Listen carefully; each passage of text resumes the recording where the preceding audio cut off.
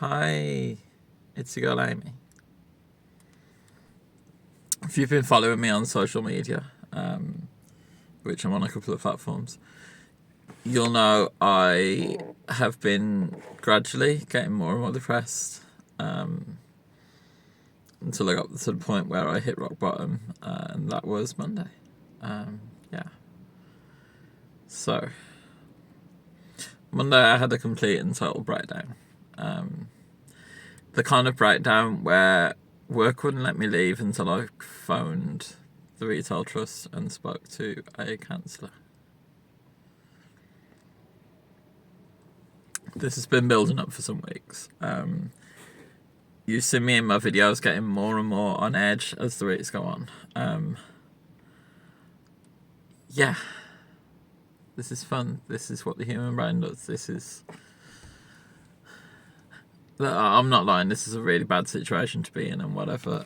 But yeah, it's interesting. Okay. I'm attributing this to them lowering my hormone levels. We'll see if that's true when I get my blood tests through soon. Hopefully very soon, because then I can change things. But if anything, this is more proof that transgender is a real thing. That being medical about it is a real thing. Okay. You can think what you want about transmedicalism, about transgender healthcare. I don't think you need to take hormones to be transgender. I don't think you need to be transgender to take hormones, and so on. But this is further proof that for me, hormones are a necessary part of my medical treatment. Okay. I've felt like this a few times before. I felt like this before HRT. And I felt like this in a few weeks off HRT before surgery. So I know this feeling and I know what it is, okay? It's taken me a while to perhaps realise what was going on, but yeah. 3 months ago, they dropped my hormone levels because I didn't need as much after surgery. I don't think that was true. So I already had low testosterone to begin with, so why would my medication change at all? They also dropped my progesterone dose, which I didn't question. But yeah.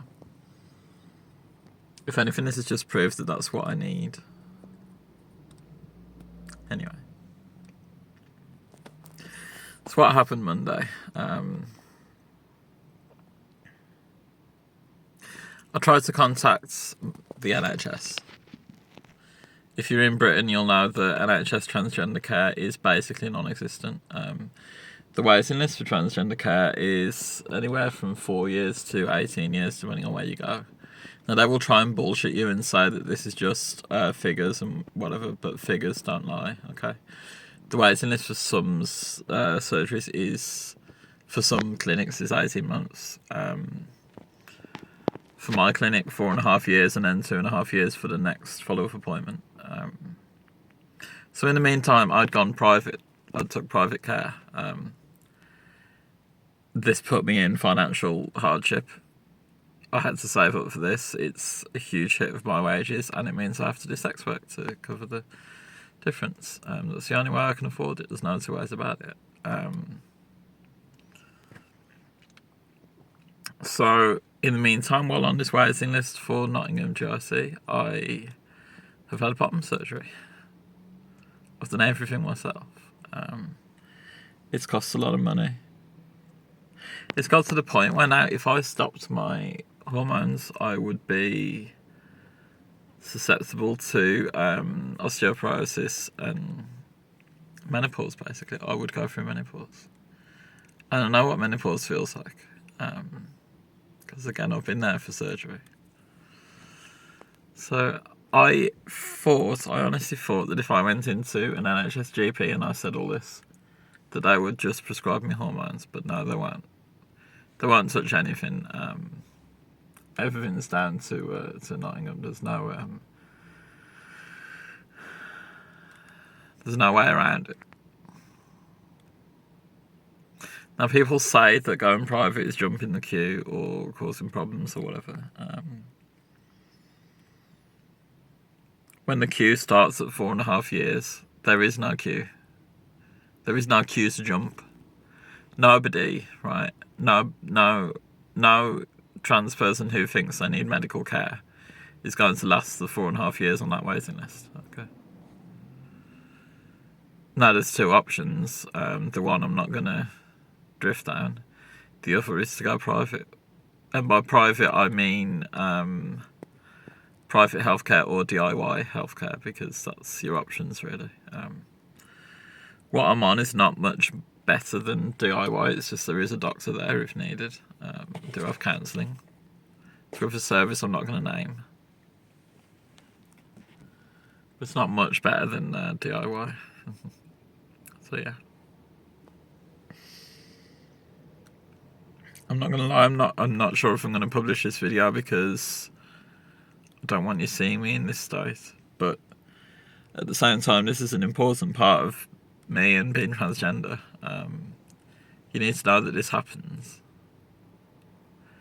And if you've seen me in my other videos and you've seen how happy I start off and how I slowly get more and more neurotic until I'm in this state, you can hear it on my voice how I am, right? Then it shows you that this has all been for something. It's a real thing. Yeah. I do want to stress that this is not depression because of my surgery. I've never been happier with my body. I have the body I want. Okay, yeah, I could stand to lose some weight, get fit. That's something separate. That's its own thing. But look, I am happy with who I am and where I've come. I'm happy that I've got there on my own. I'm also happy that there's people I can call on if needed. And thank you for sticking around. And look, as much as I moan about the lack of, sexual comments and things on my work and stuff that I would like, the fact that when I started clearly getting into this depressed state, the people who would DM me that stuff instead started DMing me really positive, affirming things and checking on my well-being. That means so much, okay?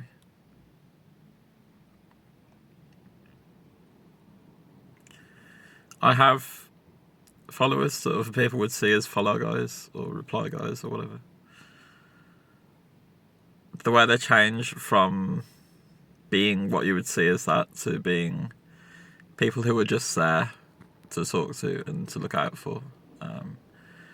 And I know I find it hard to talk in DMs. I know I haven't spoken to a lot of you who have asked me to speak to you. But the fact you're there and that I could talk to you means so much and it's helping me through this. So just thank you. And I'm sorry if I haven't replied to you. I'm sorry if you sent me a well-being check and I haven't replied to you. It's not personal. It's me. So yeah. Positives then.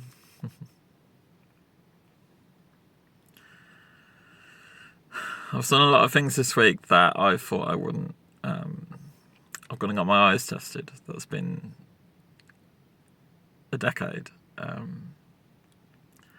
been to the doctors even if the ending was badly. I've been to the doctors. I've got that out of the way. If I told you how long I've been putting off that appointment, I mean, we're talking before surgery, so yeah.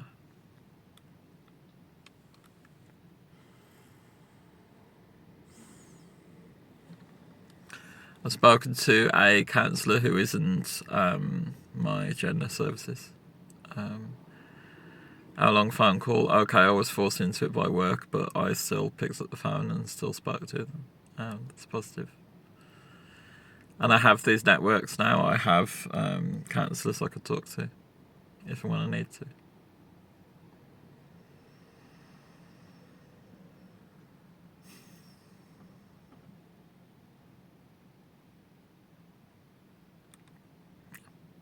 I'm not going to lie and say I'm okay.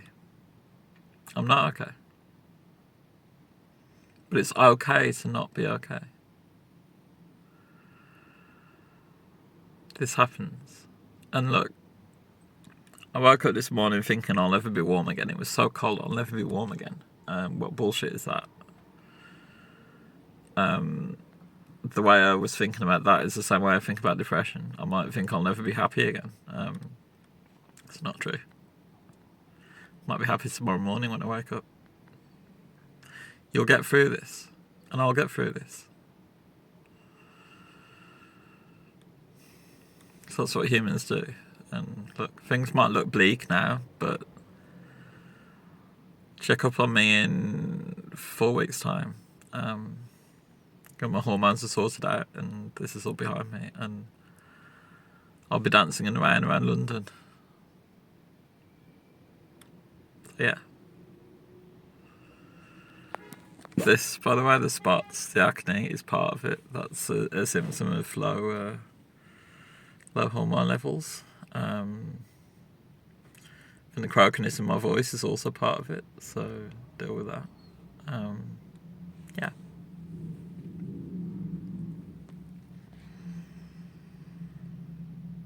Everything's going to be okay. You've got this, I've got this. I love you, I love me. Yeah. Peace.